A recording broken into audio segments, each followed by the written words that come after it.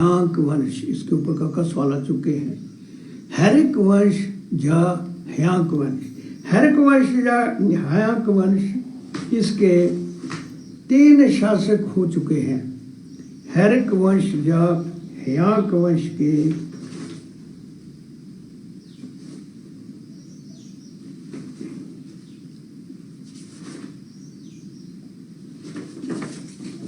3 शासक हो चुके हैं।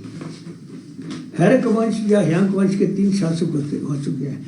हैरिक या ह्यांक वंश की नींव रखने वाला बिंबिसारा, सवाल आ चुका है। हैरिक या ह्यांक वंश की नींव रखने वाला बिंबिसारा, इसके 3 शासक ये हो चुके हैं। नंबर 1 बिंबिसारा, नंबर 2 अजातशत्रु और नंबर 3 उदयन। फिर कह रहा हूँ, बिंबिसारा, अजातशत्रु और उदयन। बिंबिसारा, इसके ऊपर 3 क्वेश्चन आ चुके हैं। फिर कह रहा हूँ हैरिक वंश के ऊपर, हैरिक वंश का संस्थापक बिंबिसारा, नंबर 2 अजातशत्रु, 3 है उदयन। अभी हैरिक के ऊपर एक सवाल आ चुका है। जो अजातशत्रु के ऊपर सवाल आया वो इस प्रकार है, ऐसे शासक का नाम लिखो जिसने राजगद्दी प्राप्त करने के लिए अपने पिता को मारा हो और उसके पुत्र ने उसको मारा हो। ऐसे कर सवाल आता है। ऐसे शासक का नाम लिखो जिसने राजगद्दी प्राप्त करने के लिए अपने पिता को मारा हो और उसके पुत्र ने उसको मारा हो, उदयन ने उसको मारा। वो है अजातशत्रु। 3 है उदयन। उदयन जो है उसने अजातशत्रु को मारा, नंबर 1 क्वेश्चन। दूसरा उसके ऊपर आता है उदयन ने पाटलिपुत्र को राजधानी बनाया। उदयन ने पाटलिपुत्र को राजधानी बनाया, लेकिन अजातशत्रु ने पाटलिपुत्र का निर्माण आरंभ किया था। ये थोड़ा सा पेचीदा कर आता है ये क्वेश्चन। पाटलिपुत्र किसकी राजधानी थी? सबसे पहले जो थी वो उदयन ने बनाया, लेकिन पाटलिपुत्र का निर्माण किसने किया है? अजातशत्रु ने। इसके अलावा इसके ऊपर, तीनों के ऊपर कोई क्वेश्चन नहीं आता है।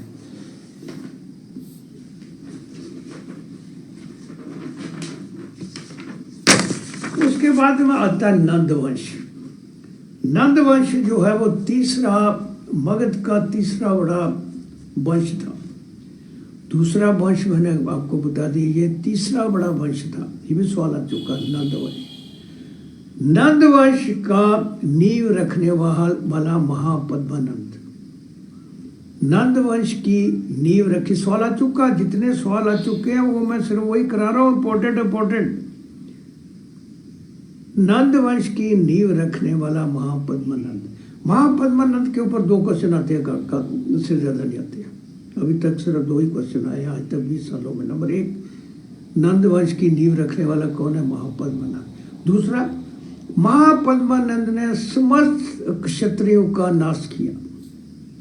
महापद्मानंद ने समस्त क्षत्रियों का नाश किया। महापद्मानंद का बेटा था, वो था धनानंद। धनानंद के ऊपर सवाल आते हैं।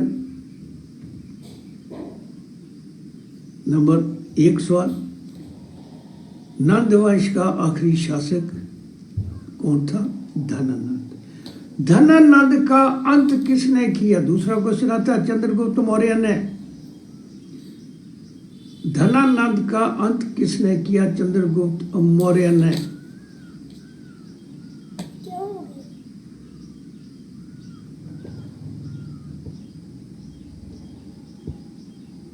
नंदवंश का अंत भी चंद्रगुप्त मौर्य ने किया। नंदवंश का अंत भी मौर्य ने किया। तीसरा क्वेश्चन इसके संदर्भ में आता है। अभी तक मैं सिकंदर आपको पढ़ाया नहीं, सिकंदर के बारे में। जिस समय सिकंदर ने भारत पर आक्रमण किया, यह सवाल आ चुका है, उस समय मगध पर नंदवंश का राज था। जिस समय सिकंदर ने भारत पर आक्रमण किया, उस समय मगध पर नंद वंश का राज था, यानी धनानंद का राज था, नंद वंश का राज था।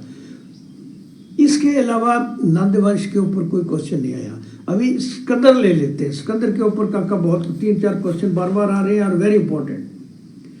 नंबर 1, सिकंदर पहला यूरोपियन भारत पर आक्रमण करने वाला। सिकंदर पहला यूरोपियन भारत पर आक्रमण करने वाला, पहला यूरोपियन भारत पर करने वाला सिकंदर। दूसरा क्वेश्चन सिकंदर के ऊपर आता, सिकंदर एक यूनानी था, ग्रीस का रहने वाला, यूनान का रहने वाला था, यूनानी था। तीसरा क्वेश्चन उसके ऊपर आता, सिकंदर के पिता का नाम लिखो, फिलिप। सिकंदर के पिता का नाम फिलिप था, फिलिप। तीसरा क्वेश्चन, सिकंदर के पिता का नाम फिलिप। चौथा क्वेश्चन इसके ऊपर आता है, सिकंदर ने भारत पर कब आक्रमण किया? 326 ईस्वी पूर्व। वेरी इंपॉर्टेंट, बहुत बार सवाल आ चुका। सिकंदर ने भारत पर 326 ईस्वी पूर्व आक्रमण किया। जो आक्रमण किया उस युद्ध का नाम आता है, उसका 2-3 उसके नाम है। हाइदा पीस का युद्ध, हाइदा पीस का युद्ध, बिस्ता का युद्ध, बिस्ता का युद्ध, जेलम का युद्ध। मॉडर्न जो हिस्ट्री है उसमें है जेलम का युद्ध लिखा हुआ है। तो जो तीनों है वो है 326 ईस्वी पूर्व। फिर कह रहा हूं, बिस्ता का युद्ध, हाइदा पीस का युद्ध, जेलम का युद्ध। आमतौर पर हाइदा पीस आता है कि सिकंदर और पुरुष के बीच में युद्ध हुआ। सिकंदर और पुरुष के बीच में हुआ 326 ईस्वी पूर्व। नेक्स्ट क्वेश्चन जो सिकंदर की जीत और पुरुष की हार। नेक्स्ट क्वेश्चन आता है, सिकंदर की फौजें भारत में कहां तक आगे बढ़ी? सिकंदर की फौजें भारत में ब्यास नदी तक आगे बढ़ी, ब्यास नदी तक। सिकंदर की फौजें भारत में ब्यास नदी तक आगे बढ़ी। उसके बाद में सिकंदर की फौजें जो हैं उन्होंने आगे जाने से इनकार कर दिया, लिखने की ज़रूरत नहीं है, जाने से इनकार कर दिया और सिकंदर की फौजें जो है ब्यास से वापस हो गई। लेकिन वापस जाने से पहले उसने कुछ फौज अपनी भारत में छोड़ दी। उन फौजों का जो जनरल था उसका नाम था स्लोकस। स्लोकस सवाल आ चुका है। सिकंदर ने जो भारत में पीछे फौज छोड़ी उसका कमांडर था स्लोकस। बाद में चंद्रगुप्त ने स्लोकस को हराया था, वो बाद में जब चंद्रगुप्त बढ़ाऊंगा तो मैं बता दूंगा। स्लोकस, स्लोकस और श्लोकम में फर्क है। स्लोकस और श्लोकम। स्लोकस था वो अलेक्जेंडर या सिकंदर का जनरल था। श्लोकम भारत के जो सबसे ऊंचा कंक्रीट बांध है, भाखड़ा डैम जो है, उसका डिजाइनर श्लोकम। तो इसको कंफ्यूज मत करना, उसमें ऑप्शन देगा, उसमें श्लोकम लिखेगा वो कंफ्यूज करने के लिए। तो श्लोकम जो था, श्लोकम भाखड़ा डैम का डिजाइनर, लेकिन श्लोकस जो था वो अलेक्जेंडर का जनरल था जिसको वो पीछे छोड़ गया। सिकंदर की मृत्यु बेबीलोन में हुई। क्वेश्चन आ चुका है, सिकंदर की मृत्यु कहाँ हुई? वो वापस चला गया, मलेरिया से बीमार पड़ा और जाकर बेबीलोन में मर गया। तो सिर्फ क्वेश्चन इतना आता है कि उसकी मृत्यु कहाँ हुई? बेबीलोन। उस समय बेबीलोन जो था वो पर्शिया में था। पर्शिया कहते थे। ईरान का पुराना नाम पर्शिया। सवाल बहुत बार आ चुका है, ईरान का पुराना नाम पर्शिया, बहुत बार सवाल आ चुका है। लेकिन उस वक्त इराक भी उसमें शामिल था। पूरे एरिया को पर्शिया कहते थे। तो ईरान का पुराना नाम पर्शिया। लेकिन इस समय जो बेबीलोन है वो 8 जो हमारे वंडर्स ऑफ द वर्ल्ड है, अजूबा है, उनमें से एक है हैंगिंग गार्डन ऑफ बेबीलोन। ये इराक में है, सवाल आ चुका है। ये हैंगिंग गार्डन ऑफ कहाँ है? बेबीलोन। बेबीलोन कहाँ है? अभी इराक में है, उस समय पर्शिया में था। फिर कह रहा हूं सिकंदर की मृत्यु बेबीलोन में हुई जो उस समय पर्शिया में था, अभी इराक में है। Hanging garden of Babylon, hanging garden of Babylon के ऊपर कर सवाल आता है। लेकिन इराक का जो पुराना नाम है वो पर्शिया नहीं है। इराक का पुराना नाम है मेसोपोटामिया। इराक का पुराना नाम मेसोपोटामिया, ईरान का पुराना नाम पर्शिया। फर्क है इसमें। तो अलेक्जेंडर मतलब सिकंदर के ऊपर सिर्फ केवल इतने सवाल आ चुके हैं जितने मैं आपको बता दिए। फिर कह रहा हूँ वेरी इंपॉर्टेंट क्वेश्चन जो सिकंदर के ऊपर आ रहा है, सिकंदर पहला यूरोपियन भारत पर आक्रमण करने वाला। नंबर 2, सिकंदर ने भारत पर 326 ईस्वी पूर्व आक्रमण किया। बार बार क्वेश्चन आ रहा। नेक्स्ट, मौर्य वंश, चंद्रगुप्त मौर्य।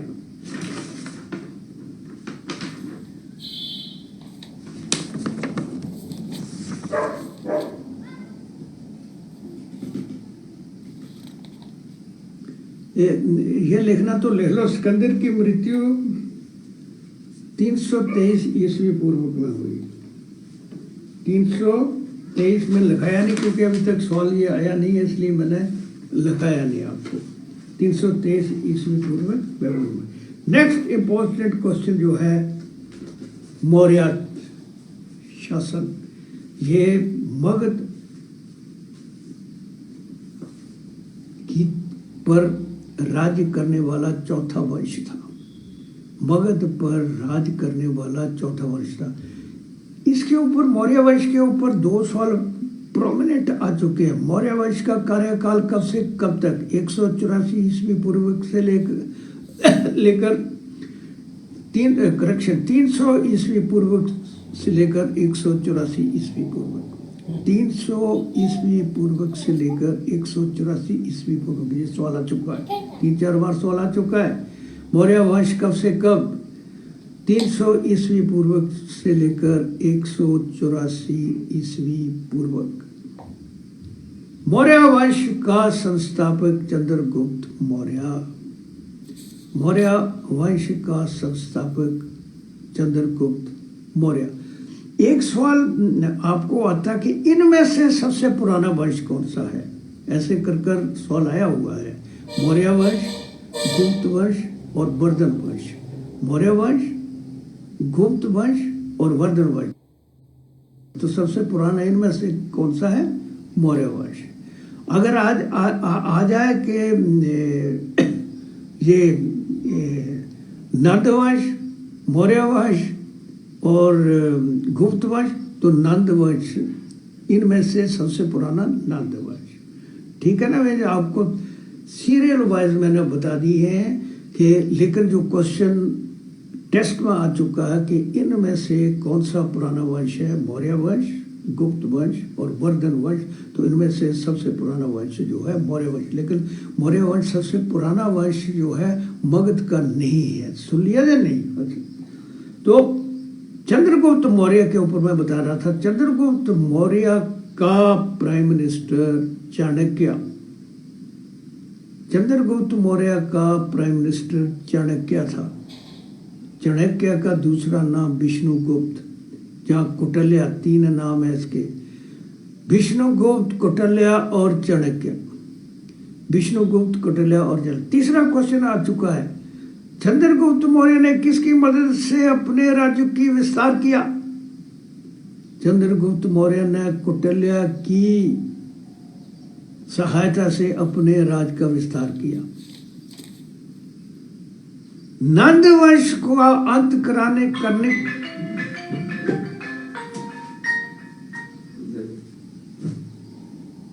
नंद वंश का अंत करने के लिए चंद्रगुप्त मौर्य ने किसकी सहायता ली? कौटिल्य की। कौटिल्य ने धनानंद के दरबार में लिखने की जरूरत नहीं है। अपनी जो चोटी थी उसको गांठ दी थी और कसम खाई थी कि जब तक तेरा नाश नहीं करूंगा तब तक मैं अपनी चोटी को नहीं खोलूंगा। तो जब नाश कर दिया तब उसने अपनी चोटी जो खोली थी। तो चाणक्य की सहायता से चंद्रगुप्त मौर्य ने नंद वंश का अंत किया। चंद्रगुप्त मौर्य के ऊपर जो और सवाल आते हैं वो इस प्रकार हैं। चंद्रगुप्त मौर्य ने आखिरी समय में जैन धर्म को अपनाया, बुद्ध धर्म था। आखिरी समय में जैन धर्म को अपनाया।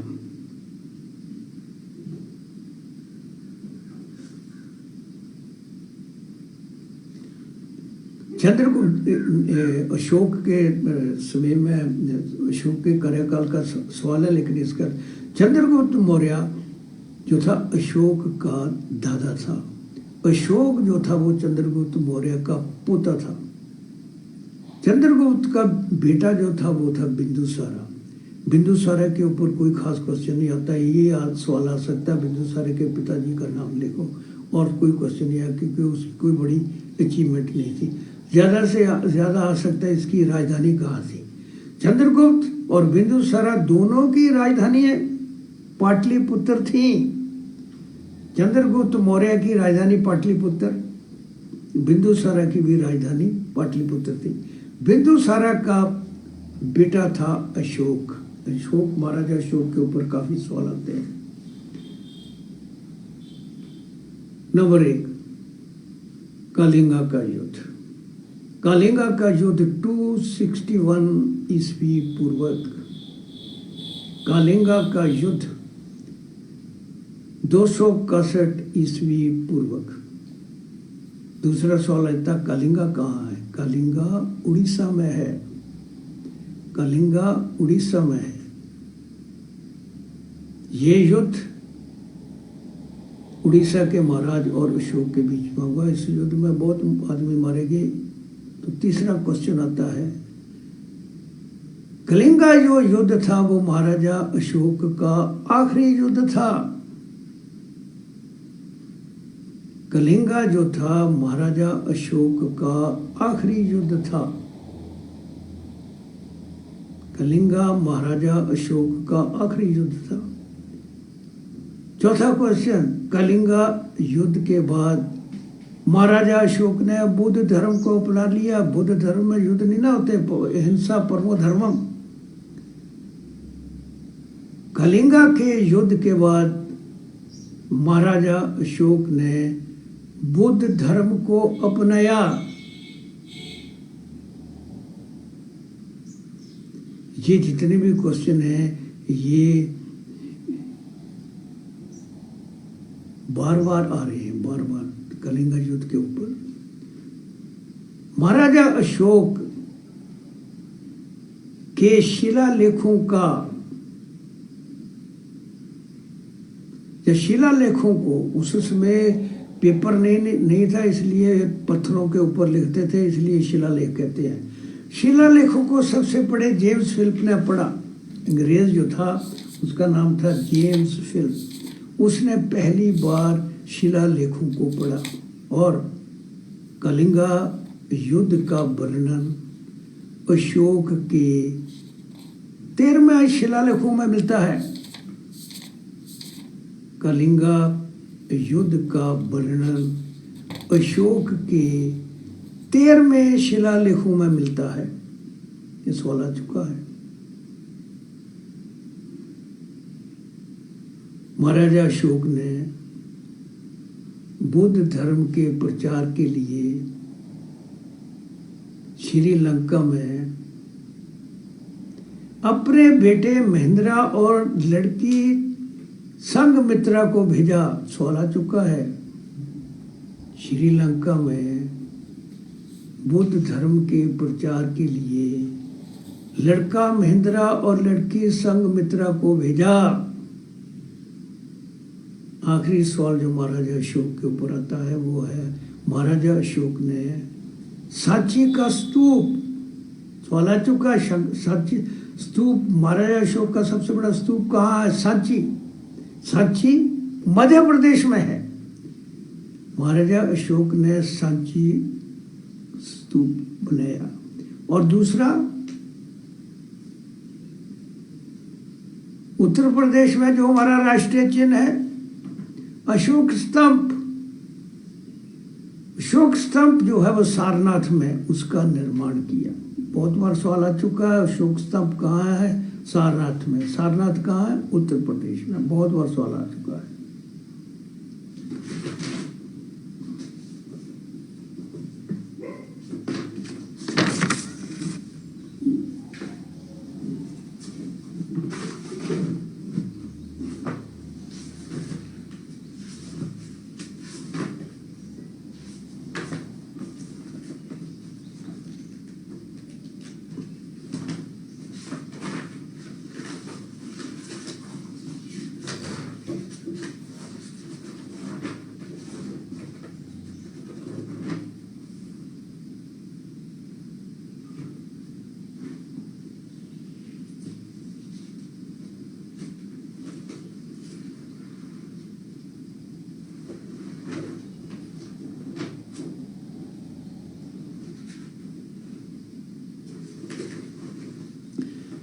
क्योंकि यहां तक कोई शक नहीं है तो आगे है वेरी इंपॉर्टेंट महात्मा बुद्ध।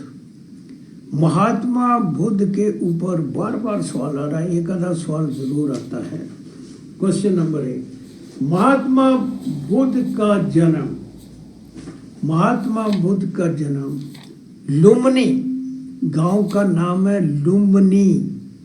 लुम्बिनी कहाँ है, नेपाल में। महात्मा बुद्ध का जन्म लुम्बिनी नेपाल में हुआ। महात्मा बुद्ध का जन्म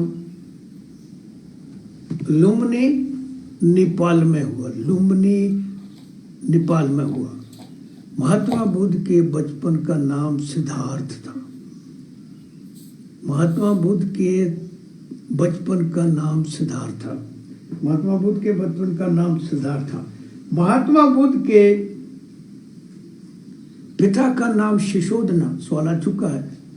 महात्मा बुद्ध के पिता का नाम शिशोधना, शिशोधना। माता का नाम महामाया, माता का नाम, सवाल आ चुका है। माता का नाम महामाया। एक पुत्र था उसका जिसका नाम था राहुल या राहुला। महात्मा बुद्ध की मृत्यु, महात्मा बुद्ध की माता जी की मृत्यु जल्दी होने के कारण उसकी जो परवरिश है, पालन पोषण उसकी मौसी ने किया है। उसका नाम था गौतमी। उसका नाम था गौतमी ने उनकी परवरिश की। ये छोटे छोटे सवाल हैं, छोटे छोटे सवाल आते हैं, कंफ्यूज मत होना। महात्मा बुद्ध के ऊपर 3 क्वेश्चन वेरी वेरी इंपॉर्टेंट, बल्कि 4। महात्मा बुद्ध का जन्म 563 ईस्वी पूर्व लुम्बिनी नेपाल में हुआ। फिर कह रहा हूं 563 ईस्वी पूर्व महात्मा बुद्ध का जन्म 563 ईस्वी पूर्व लुम्बिनी नेपाल में हुआ। महात्मा बुद्ध को ज्ञान प्राप्त हुआ बुद्ध गया में, बहुत बार सवाल आ चुका है। महात्मा बुद्ध को ज्ञान प्राप्त हुआ बुद्ध गया में। महात्मा बुद्ध ने पहला उपदेश, महात्मा बुद्ध ने पहला उपदेश सारनाथ में दिया। महात्मा बुद्ध ने पहला उपदेश सारनाथ में दिया। उस उपदेश का नाम है धर्म चक्र परिवर्तन। धर्म चक्र परिवर्तन, धर्म चक्र परिवर्तन। तीसरा क्वेश्चन इंपॉर्टेंट है। महात्मा बुद्ध की मृत्यु कुशीनगर में हुई। महात्मा बुद्ध की मृत्यु कुशीनगर में हुई 80 साल की आयु के बाद में। तो 80 साल उसमें जमा कर लेने 483 के आसपास आता है।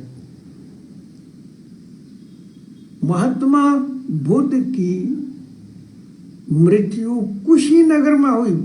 अभी तक आज तक ईयर नहीं पूछा कौन से वर्ष में हुई। एक लड़का लिख रहा कि 483, पर अभी तक पूछा नहीं है सवाल। ये पूछ सकता है। तो 80 वर्ष की आयु में कुशीनगर में हुई। फिर कह रहा हूं महात्मा बुद्ध को ज्ञान प्राप्त हुआ बुद्ध गया में। पहला उपदेश सारनाथ में दिया जिसका नाम धर्म चक्र प्रवर्तन, और मृत्यु उसकी कुशीनगर में हुई। और जो महात्मा बुद्ध के ऊपर सवाल आ चुके हैं इस प्रकार है। बुद्ध का अर्थ ज्ञान, बुद्ध का अर्थ ज्ञान। महात्मा बुद्ध के टाइम की जो भाषा थी वो थी पाली। महात्मा बुद्ध के समय की भाषा पाली भाषा। ये जो इनका धार्मिक ग्रंथ लिखा है वो पाली भाषा में लिखा। तीसरा क्वेश्चन इसके ऊपर जो और आता है वो है महात्मा बुद्ध के समय का जो ग्रंथ है उसका नाम है त्रिपिटका या त्रिपिटकस। त्रिपिटका या त्रिपिटकस।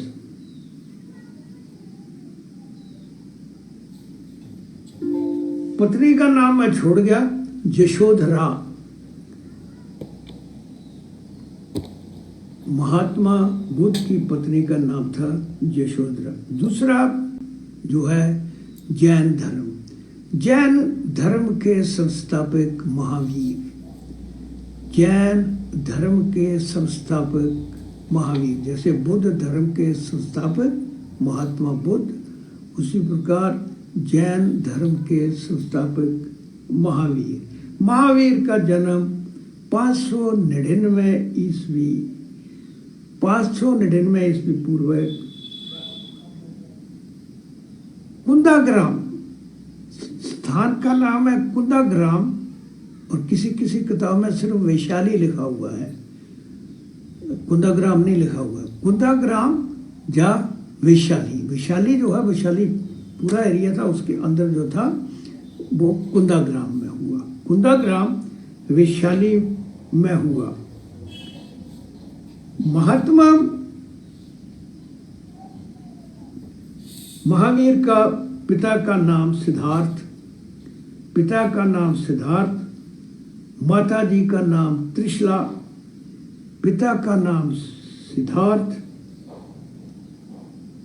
माता जी का नाम त्रिशला, पत्नी का नाम यशोधा। यशोधा। महात्मा बुद्ध की पत्नी का नाम है यशोधरा, लेकिन महावीर की पत्नी का नाम है यशोधा। यशोदा।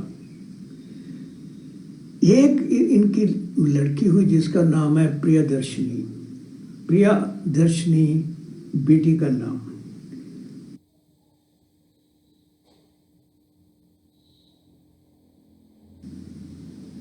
महावीर जो है वो जैन धर्म के 24वें तीर्थकर थे। सवाल आ चुका है। तीर्थकर का मतलब टीचर। 24वें तीर्थकर थे, 24वें टीचर थे। फिर कह रहा हूं महावीर जैन धर्म के 24वें